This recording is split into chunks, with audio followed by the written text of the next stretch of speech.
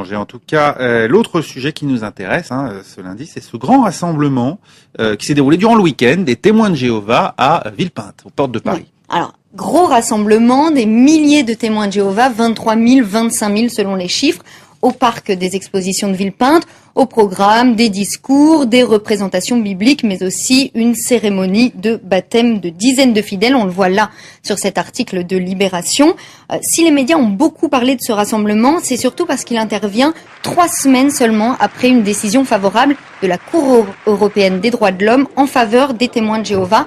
Une victoire après 15 ans de procédures presque toutes perdues devant les juridictions françaises.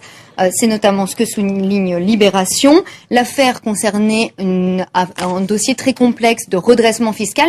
Mais ce qu'il faut retenir, c'est que la CEDH, pour la première fois, a admis que les témoins de Jéhovah ne sont pas une secte comme la France le retenait, mais bien une religion, une très bonne nouvelle pour les témoins de Jéhovah. Écoutez le président de la Fédération française.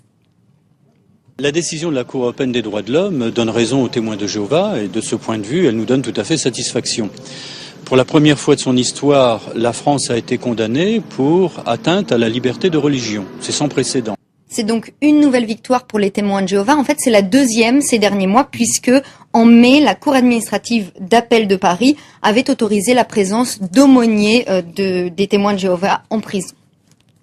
Pour autant, il faut ouvrir sa porte quand les témoins de Jéhovah frappent. Ça, c'est une autre question. Mais en tout cas, on est rassuré de savoir qu'il ne s'agit pas d'une secte et qu'effectivement, ils ont aujourd'hui, d'une certaine manière, pignon sur rue en France.